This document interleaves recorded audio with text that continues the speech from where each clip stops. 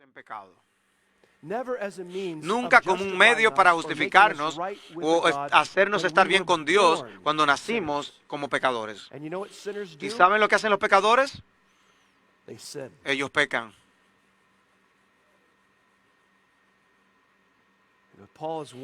Y Pablo les advierte, y si toman este camino, realmente van a verse apartados de Cristo, apartados de Jesús, de aparte de la gracia. Tengo confianza de que ustedes no van a tener otro punto de vista. Él estaba usando como una psicología al revés. Yo tengo confianza de que ustedes no van a tomar otro punto de vista, sino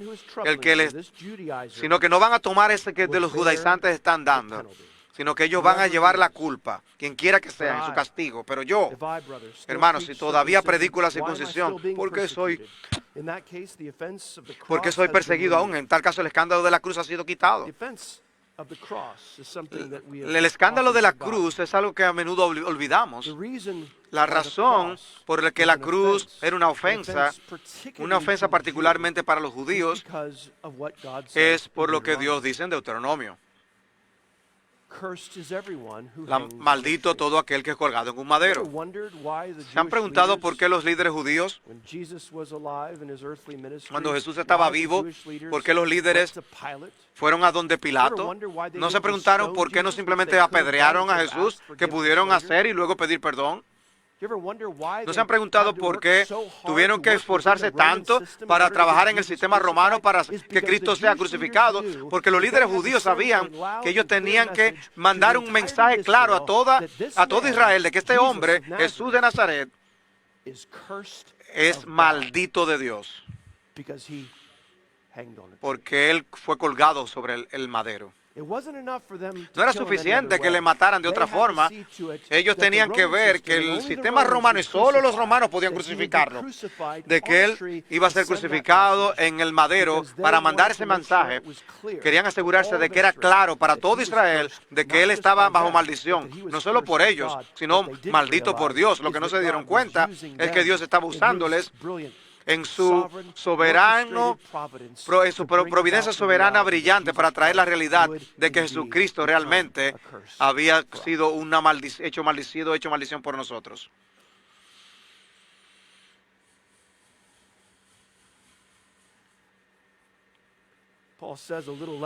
Pablo dice que un poco de levadura leuda toda la masa. Es interesante que él incluye esto aquí, en medio de este argumento. Porque Pablo está tratando con el tipo de legalismo a lo que podemos referirnos como un legalismo salvífico. Es un legalismo que vemos a menudo en los ministerios Jesús tratando con los fariseos, saduceos, porque querían un legalismo salvífico, una manera de decir que guardando la ley podían estar bien con Dios. Hay otro tipo de legalismo, quizás han notado algunos de esos tipos. El salvífico es la forma más mortal, pero hay otros dentro de la iglesia. Oirás a personas diciendo que hay que guardar la ley o porciones de la ley para poder estar bien con Dios. Pero hay legalismo que típicamente vemos y escuchamos de otros tres tipos de legalismo. El primero de esos tres tipos es que puedes considerarlo quizás en los que son legalistas de la letra de la ley en contra del espíritu de la ley. Los legalismos de la letra de la ley, vemos ejemplos en el Nuevo Testamento donde los discípulos de Jesús están tomando granos en el día de reposo y los judíos le atacan. El segundo tipo es el tipo de legalismo con la tradición de los hombres, que tratan la tradición como si fuera la ley de Dios. Eso siempre pasa. Es muy común en la iglesia. De hecho, se puede argumentar que es uno de los tipos más peligrosos de legalismo en la iglesia, cuando tomamos la tradición e insistimos que son el tipo de cosas que los buenos cristianos hacen. No nos detenemos ahí. No decimos que los buenos cristianos hacen estas cosas, sino que damos la impresión de que si no las haces, tú puedes que realmente no seas amado por Dios. Las tradiciones pueden ser buenas tradiciones. Pueden ser tradiciones en tu iglesia, en tu familia, hábitos. que tú has tenido toda tu vida, pero esas reglas no son bíblicas. No nos equivoquemos, la Biblia nos da reglas, la Biblia nos da listas de cosas a hacer y no hacer. No nos equivoquemos en eso. No estamos hablando aquí de seguir la palabra, la ley de Dios, la palabra de Dios, la ley de Dios. No, eso es cristianismo. Y dado que estoy hablando de esto, ser dogmático acerca de ser santo, eso no es legalismo. Ser dogmático acerca de estar firme con respecto a amar al Señor y su palabra y su ley, eso no es legalismo. Eso es el cristianismo bíblico. Pero cuando nosotros tomamos nuestras leyes y nuestras tradiciones y nosotros las ponemos a otros, y los pastores son muy notorios en esto, nosotros los padres también hacemos lo mismo con nuestros hijos. Tenemos buenas tradiciones, buenas reglas que colocamos sobre nuestra gente y nuestros hijos y les hacemos sentir que si ellos no hacen esas cosas de la manera exacta que lo hemos hecho, de que si ellos no lo hacen por ciertos días, o no lo hacen durante tanto tiempo, o no lo hacen en cada día, entonces tú realmente quizás no seas amado por Dios como tú crees.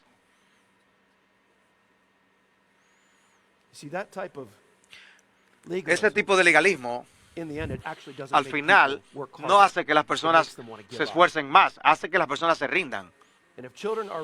Y si los niños crecen con un legalismo farisaico y luego dejan la iglesia más adelante, no necesariamente dejaron el cristianismo. Ellos dejaron a una religión farisaica completamente diferente. El tercer tipo, depende de cómo ustedes estén contando el legalismo, es un legalismo espiritual.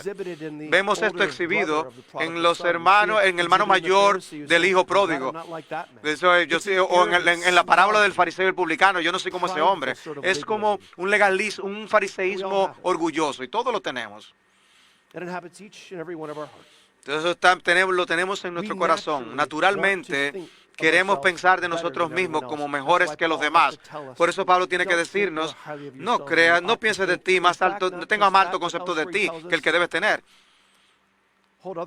Y nos dice que debemos estimar a otros por encima de nosotros mismos. Pablo dice a los Gálatas aquí, en los versículos 13 en adelante, dado que están llamados a libertad, como fueron llamados, no la usen para añadir al Evangelio y no pierdan el Evangelio añadiendo el Evangelio y sustrayendo de Cristo, sino que ustedes fueron llamados a libertad, solo que no usen la libertad como pretexto para la carne. No usen la libertad como un pretexto para la carne. No abusen de la libertad. No presuman que la libertad existe para tú hacer lo que tú quieras. Eso, mi amigo, es antinomianismo.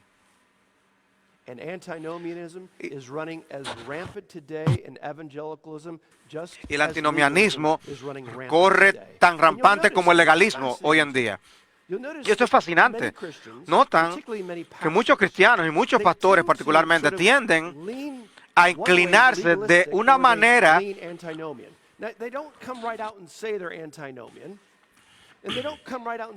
Ellos no dicen yo soy antinomiano o yo soy legalista, pero tienen la tendencia a inclinarse a ser legalista o a inclinarse a ser antinomianos. Sino que nosotros tenemos que mantenernos justo en el centro, permanecer sin titubear en la palabra de Dios. Pero este tipo de antinomianismo es algo de lo que Pablo también fue acusado, porque lo vemos en el capítulo 5 hablando del fruto del Espíritu y de las obras de la carne. Las obras de la carne vienen cuando estamos abusando y mal usando y presumiendo la gracia de Dios, la libertad que tenemos en Cristo para hacer lo que nosotros pensamos que podemos hacer. Sino que la libertad viene naturalmente porque el Espíritu mora en nosotros y fluye de un corazón que está unido a Cristo por el Espíritu. De manera que Pablo dice, no uses la libertad como una oportunidad, un pretexto para la carne, sino sírvanse por amor los unos a los otros.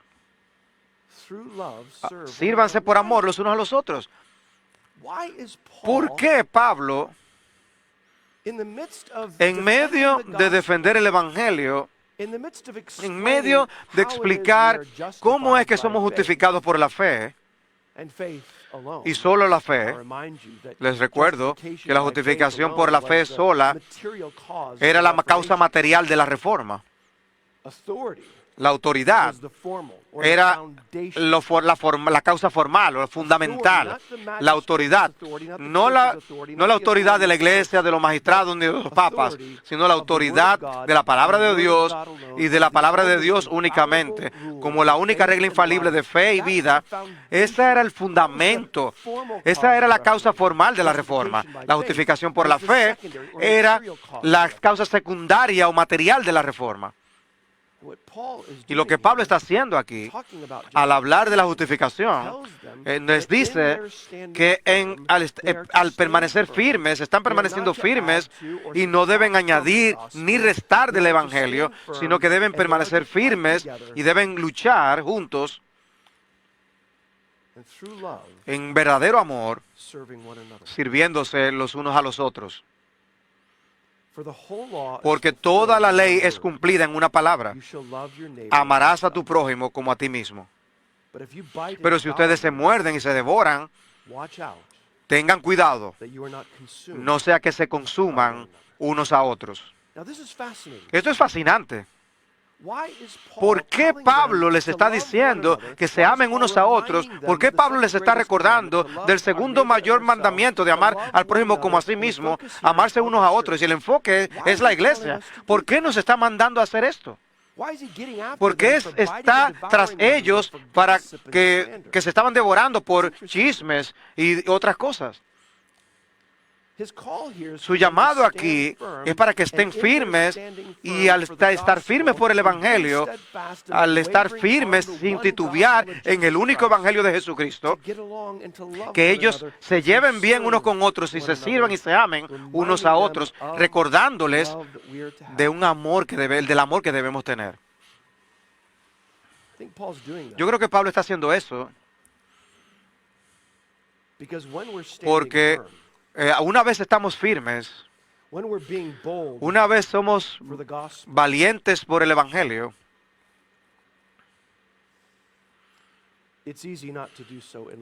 es fácil no hacerlo en amor. Es interesante, en 2 Corintios, 1 Corintios 16, le dice: tengan cuidado, estén firmes en la fe. Actúen varonilmente.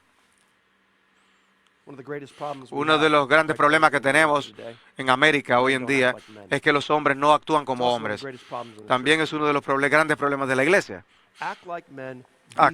Actúen varonilmente, sean fuertes. Y luego dice, escuchen lo que dice: y que todo lo que hagan sea hecho en amor. ¿Por qué? Es porque cuando nosotros estamos actuando como hombres y siendo fuertes y valientes y sin titubeos, defendiendo el Evangelio y defendiendo la fe que fue entregada a los santos, nuestra tendencia no será tener una mala actitud, ni ser divisivos, ni odiarnos, ni nuestra tendencia va a ser causar divisiones en la iglesia. Nuestra tendencia no va a ser mordernos ni comernos unos a otros, ni chismear unos de otros. En Filipenses 1, Pablo alienta a los filipenses en el versículo 27, dice que vuestra manera de vivir sea digna del Evangelio de Jesucristo. Ese es el patrón. Si tú tienes el Evangelio, si tú conoces a Cristo, entonces tú vas a andar dignamente del Evangelio. Eso es lo que es un verdadero cristiano. Yo lo encuentro fascinante, como muchos cristianos están perturbados por la pregunta de qué es un cristiano. Es fascinante para mí. Y tristemente, a menudo viene cuando muere un familiar. Yo puedo tener un familiar que nunca fue a iglesia, nunca adoró a Cristo, nunca expresó de amor a Cristo, nunca habló del Evangelio. Y cuando mueren, los familiares dicen: bueno, saben, Yo solamente espero que Jesucristo, ¿qué evidencia les dio? ¿Qué evidencia, qué fruto les dio de que conocían al Señor Jesucristo? Nos convertimos en universalistas cuando mueren nuestros amigos y les amamos. Pero no abandonemos el Evangelio porque amamos a alguien, aunque sea nuestro propio hijo. Un cristiano es alguien que confía en Jesucristo. Un cristiano es alguien que conoce a Cristo. Y el cristiano es alguien cuyo conocimiento y confianza de Cristo le conduce a una vida de justicia, siguiendo a Cristo, amando a Cristo, arrepintiéndose al pie de la cruz de Cristo. Si tienes a Cristo, vas a andar dignamente de Cristo. Tienes el Evangelio, andarás dignamente del Evangelio. Si tienes el Espíritu, vas a andar en el Espíritu. Ese es el patrón de la vida cristiana. Que vuestra manera de vivir sea digna del Evangelio de Cristo, para que cuando venga o esté ausente, yo oiga de ustedes que ustedes están permaneciendo firmes. Y observen cómo Él describe la permanencia firme de ellos en un espíritu, con una mente, luchando unánimes por la fe del Evangelio, de ninguna manera atemorizados por sus adversarios, lo cual es señal de perdición para ellos, pero de salvación para ustedes, y esto de Dios. ¿Qué dijo Jesús a sus discípulos en Juan 13:35? Ellos sabrán que son mis discípulos porque se aman los unos a los otros. Y dijo esto después de sacar al hereje del cuarto. Ustedes van a saber que son mis discípulos porque ustedes se aman los unos a los otros. Aquí Pablo está diciendo a los filipenses, ustedes son de una sola mente, están permaneciendo firmes juntos, y va a demostrar a sus enemigos que ellos van a perder y ser destruidos al final. Esta unidad a la que Pablo nos llama a través de sus epístolas, esta unidad por la que Jesús oró en Juan 17, no es una unidad espiritual. Ya tenemos unidad espiritual en Cristo por el Evangelio. Jesús está orando por una verdadera unidad física, manifiesta físicamente por una verdadera unidad en la iglesia. La verdadera unidad en el Evangelio. Algunos de ustedes están diciendo, un momento, ¿qué es exactamente estás diciendo? Lo que estoy diciendo es muy sencillo. Si nosotros tenemos el Evangelio y creemos ese Evangelio, entonces tenemos unidad en el Evangelio, tenemos unidad como la única iglesia apostólica y católica. Miren a los que han estado hablando en esta conferencia. Piensen en los amigos que se han encontrado a lo largo de los años. Tú no sabías que podían amar a los presbiterianos tanto como lo haces. Los presbiterianos no sabían que podían amar tanto a los bautistas como lo hacen. Encuentra que se reúnan con personas de la misma mente porque tenemos el mismo Evangelio, el mismo Señor, la misma fe. Sabemos que tenemos diferencias, ¿no es así? Y no estoy diciendo que esas diferencias no importan. Ese es el error del liberalismo. Cuando yo hablo de diferencias secundarias y terciarias, no estamos diciendo que no importan. A veces importaban y son de las cosas por las que muchos hombres pelean. No significa que abandonemos esas diferencias. Lo importante es que reconozcamos la prioridad del Evangelio, la prioridad de las virtudes cardinales de nuestra fe y que permanezcamos firmes, conociendo nuestras diferencias, diciendo sí, hay diferencias y permanecemos en nuestras credos y confesiones, pero tenemos credos y confesiones para que guarden nuestra fe, para entender dónde está el otro, la hermenéutica que usamos para tener nuestras posiciones doctrinales, pero nos respetamos los unos a los otros, mostramos amor los unos por los otros. Porque ese amor no solamente para agradar con nuestros labios, sino un verdadero amor. Dios es testigo de ese amor. que a un mundo que observa. Y si nosotros perdemos, si perdemos ese amor los unos por los otros, si perdemos la unidad que tenemos en el Evangelio, no se equivoquen en esto, mis amigos. No es una unidad a pesar de la verdad. No es una unidad diciendo, hey, ya nada importa, simplemente vamos a llevarnos bien. Eso es lo que ellos dicen en la iglesia evangélica. Lo importante del asunto es que nosotros nos hemos unido y nosotros decimos, estas cosas sí importan. Y la unidad existe no a pesar de la verdad, sino a causa de la verdad. Y esta es la verdad. Esta es la verdad. No lo vemos exactamente de la misma forma, interpretamos de la misma forma, pero al final todos estamos leyendo los mismos documentos originales y todos estamos de acuerdo, aunque tengamos diferencias y aunque no todo en la Biblia está tan claro y sencillo como queremos, pero tenemos unidad en la única palabra de Dios, en el Evangelio.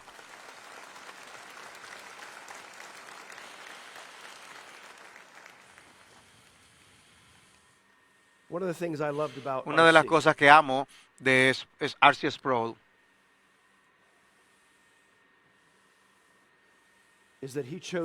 es que él escogió sus batallas con cuidado. Y él peleó. Y cuando peleó, ustedes lo sabían y podían sentirlo. Pero él peleó por el Evangelio. Y trabajó duro para mostrar gracia y amor a aquellos cristianos con quienes él difería hasta el final de sus días. Que Dios nos dé más como de esa gracia como R.C. Padre, te damos gracias por tu amor para nosotros, gracias por la unidad que tenemos en Cristo, unidad que tenemos en el Evangelio. Señor, que podamos permanecer firmes en tu Evangelio, sin titubear para tu gloria hasta que Cristo retorne. En su nombre te oramos. Amén.